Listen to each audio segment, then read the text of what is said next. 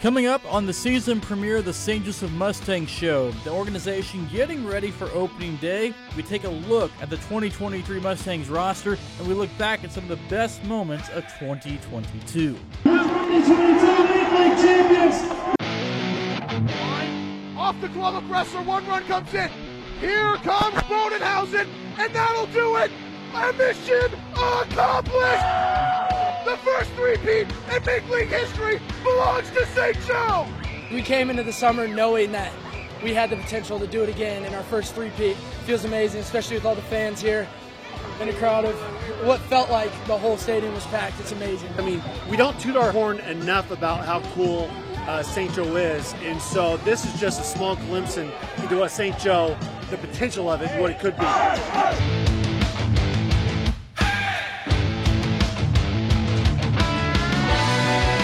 St. Joseph's been known to be a baseball town for a long time, and with the way this team continues to play, perhaps this Mustangs dynasty is just beginning. I think we're going to go for 4, and so 8-time champion sounds nice until you hear 9.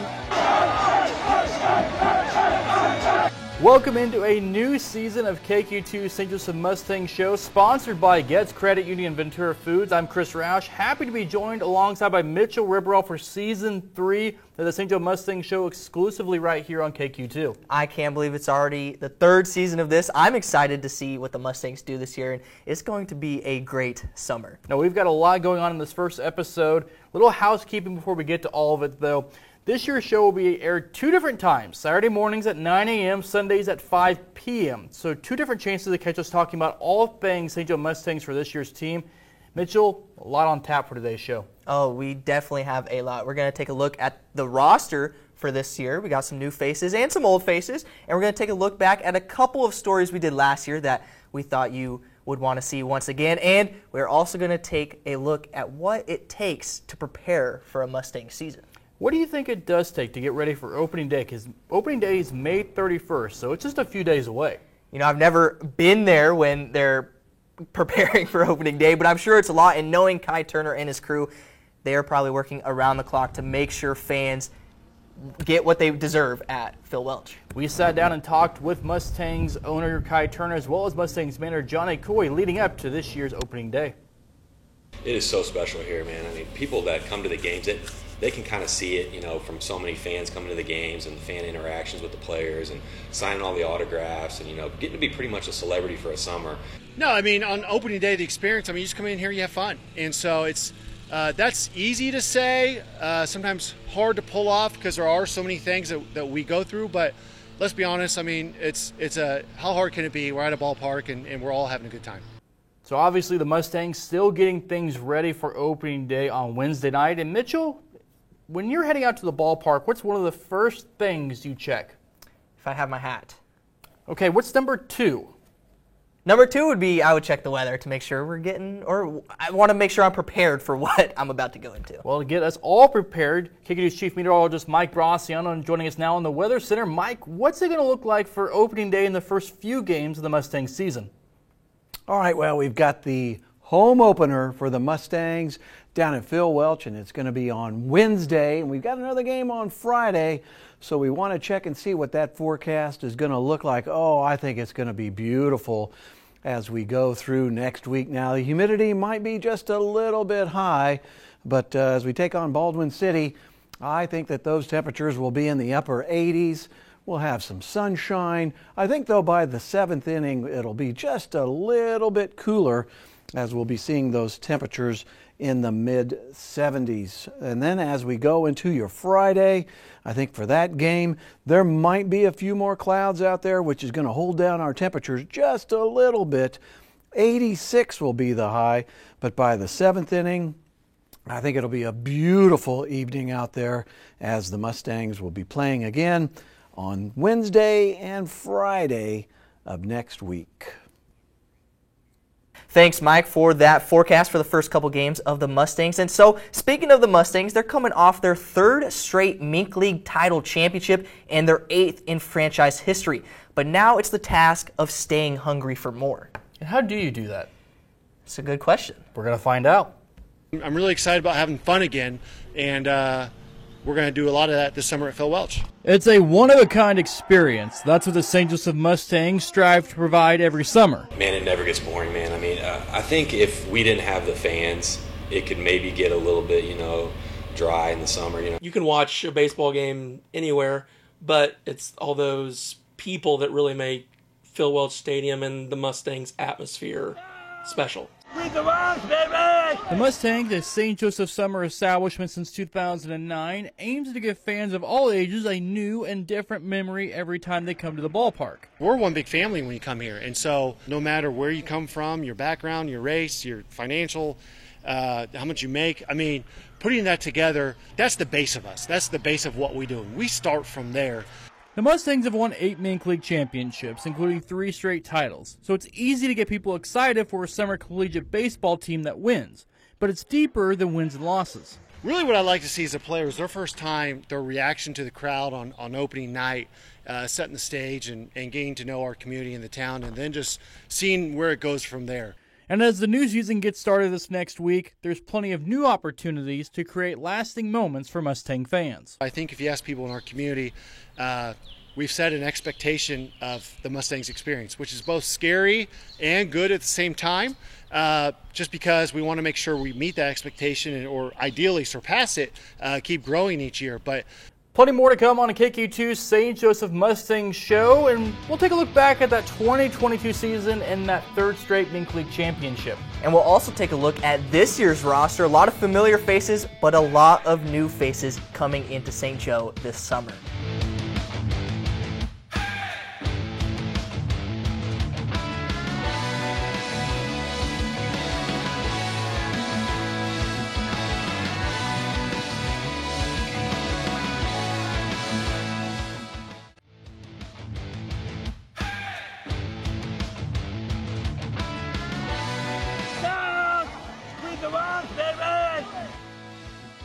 Welcome back into the first episode of the season, the St. Joe Mustangs show, sponsored by Getz Credit Union and Ventura Foods. And I think we have to take a look at this new roster, looking for their 4th straight Mink League title. And it's a pretty impressive roster, and we'll take a look at it fully here in the next few minutes. And there's some familiar faces, a lot of local talent. And why there's so much local talent? It's not just because they're local guys, it's because these guys are playing really well at the college level too. Opening day right around the corner, and a lot of new and familiar faces will take the field at Phil Welch Stadium. I mean, our guys are like brothers. This year's squad aren't strangers to postseason play either, with guys from the 2021 and 2022 Mink League championship teams coming back to play.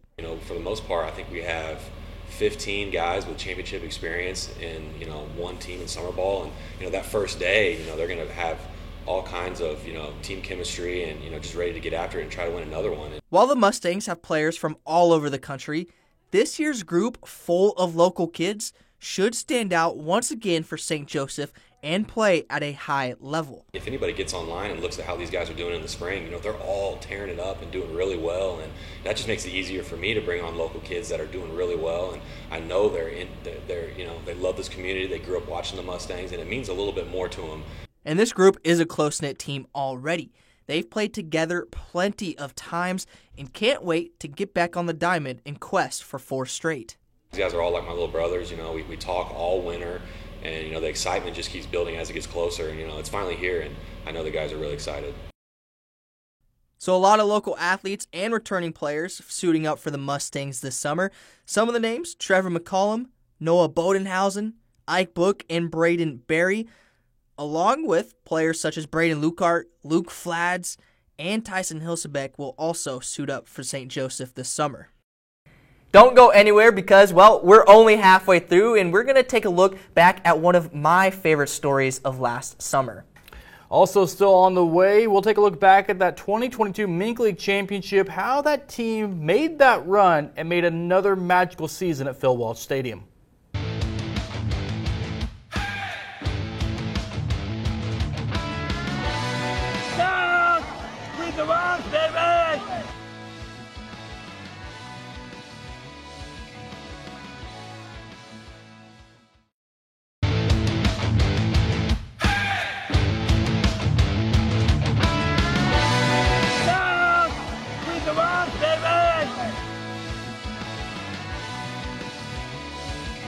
Welcome back into the St. Joseph Mustang Show, exclusively right here on KQ2, sponsored by Ventura Foods and Getz Credit Union. Chris Roush, Mitchell Ribberall, and Mitchell, you were here last summer, so you got to experience the magic of what a Mink League championship can be and what it will look like. Just a phenomenal season for the Mustangs. It really was, and that was my first full summer here, so I finally got the full experience of the Mustangs, and it was something special, especially their third straight Mink League title. Let's take a look back at some of the magical moments from that run. That means everything. Especially my last game. For sure my last game as a Mustang. And to go out on top really helps. For the second season in a row, the Mustangs run-ruling their opponent to capture the title. This year, in part because of Jack Wagner's 8 RBI night, including a 3-run home run. And the work of Ty Hilzebeck, who graduated high school in May, given the nod to secure the title. I love that feeling, and I know that these dudes behind me, if I get them a ball, they're going to make a play, so I just had to throw strikes, fill it up. Honestly, he's going to be utterly terrifying in 2 years. It's going to be even scarier when he's out there on the mound, but no, that just comes down to that nature of he is an ultimate competitor out there. He is not scared of whoever's in that box, and he just goes and attacks right away. Night in and night out this summer, the Mustangs putting on a show, bringing people together, celebrating the success. St. Joe's a special place. I mean, we don't toot our horn enough about how cool St. Joe is, and so this is just a small glimpse into what St. Joe, the potential of it, what it could be. Winning their third straight Mink League title and 8th overall, the Mustangs creating a dynasty in this town. And St. Joseph's been known to be a baseball town for a long time. And with the way this team continues to play, perhaps this Mustangs dynasty is just beginning. I think we're going to go for 4. And so 8-time champion sounds nice until you hear 9. While we're just a few days away from opening day, let's take this time to still look back on last year's accomplishments in that team, especially what they did away from baseball, including honoring a military family. And also when we return, we're going to take a look back at one of the stories of one of the biggest Mustang supporters out there.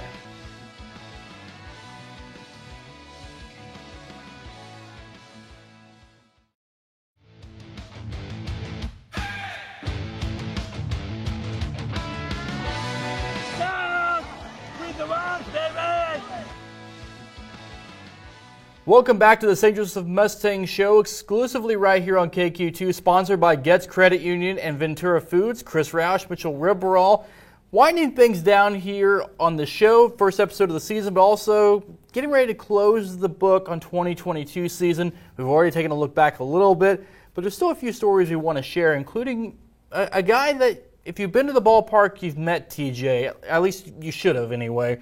He works the right field gate. You see him out there. He's always cheering for the team. Pretty special young man out there for the Mustangs. Yeah, when you go to Mustang games, you can go for the game. You can go and watch the players play. But for this organization, it's something bigger than just baseball. TJ, one of the biggest supporters, like Chris said, works the right field gate. He was gifted. I don't want to give it away, so we'll just have to take a look. Love you, brother. Love you, my man. It's unbelievable what they've done for me. While in a tight battle for first seed in the playoffs, the St. Joe Mustangs doing something bigger than just the game. That's why I say, we're here for the community. And that's what we like to, harp on. It's like, it's not just about wins and losses. Pretty good baseball, but it's about being a part of the community. TJ Bacon, one of the Mustangs' biggest fans, has been searching for a new wheelchair. And this past Wednesday, during the final stretch of the regular season, the Mustangs allowed him to throw a first pitch, but also gave him an unbelievable gift. To have the opportunity to, supply him with a new one was just, an honor for us. As outfielder Brady Holden walked up with the brand new wheelchair, TJ overwhelmed with emotions. With this brand new wheelchair for our man TJ. I was more than surprised. I did not expect this one at all. At all. I'm still in shock. I got no words. Still got no words. TJ hoped his old wheelchair would last through a September doctor's appointment, even asking for help on social media. But thanks to the Mustangs and his baseball family, he's been blessed and thankful for the gift. I can't thank you guys enough, and I love every single one of you. It's incredible. It's just been incredible. TJ's been here for about 6 years, and every year, I mean, it's these guys kind of wrap their arms around him, and to see them come out here like it was a walk-off victory, I mean, it was just incredible. And I think they were just as excited about it as TJ was. And about the new wheelchair, didn't it take long for TJ to switch over and enjoy it? Amazing. So comfortable. I'm ready to use it. I'm ready to roll. When we come back here on the St. Joseph Mustang Show, sponsored by Getz Credit Union and Ventura Foods, we'll wrap things up, but also we'll take a look at another moment in Mustangs last summer where they honored a military family. Stay tuned.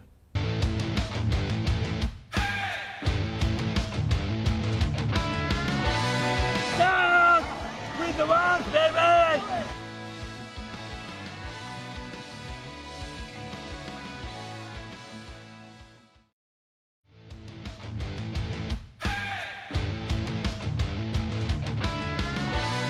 Down with the one, baby!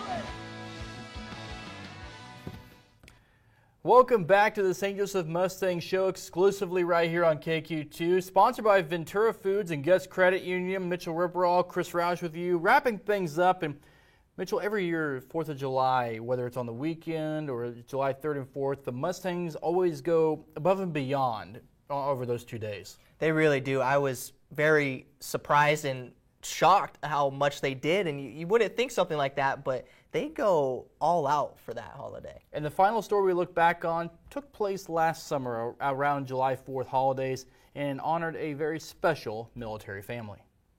Baseball is a game of strength and sacrifice, and on this night, it defined it. I'm only going to think of the good things and be proud of what he did, especially when it came down to it, knowing that he stood there till the very end and did the job that was required of him. During the July 4th weekend, the St. Joseph Mustangs honored Private First Class Brian J. Bradbury's Gold Star family.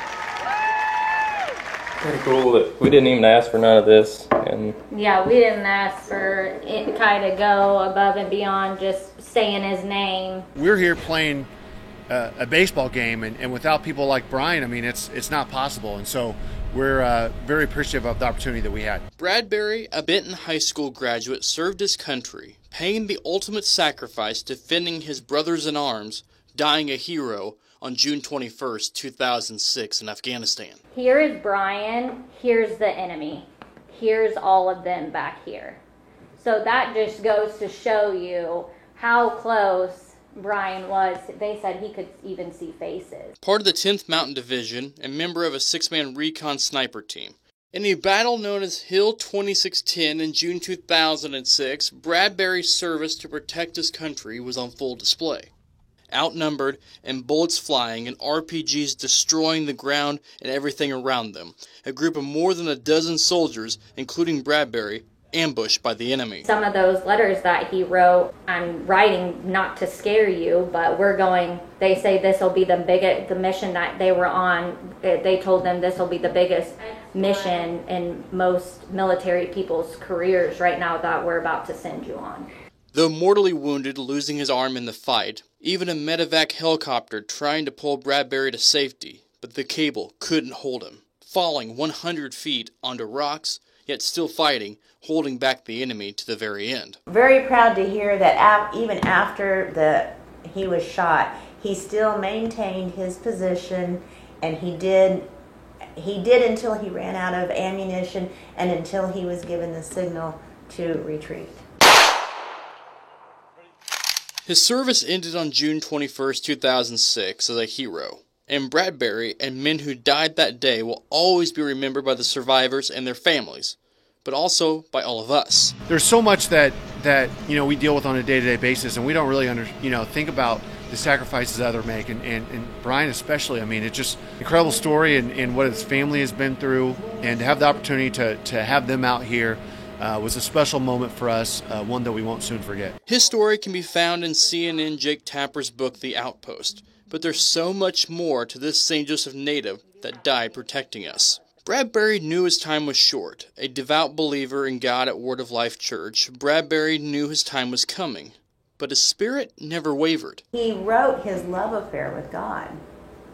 And he wrote how much that he loved him and how he felt when he prayed with him. And he actually said in that God had put going or being in the Army, had put that in his heart.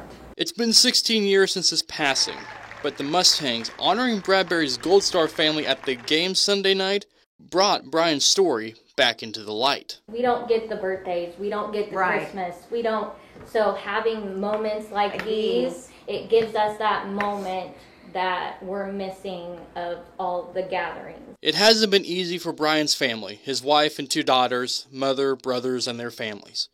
But telling his story keeps Brian's memory alive. I don't even care if they just say his name. To me, that keeps him alive, and when they stop talking about it, when they stop doing anything, and when they stop caring, I just feel like that's when they die. Known as reserved, quiet individual, Brian wasn't about the spotlight, but through the years of honor and the salutes to his bravery, his family knows he would be so proud of his duty to his country. I can just see him, and I'll try to maintain, standing there with his chest puffed up and saying, this is something that I did, and being very proud of what he did.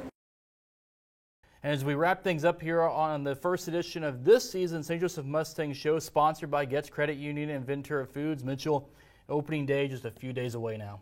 Can't wait. It's going to be the quest for 4.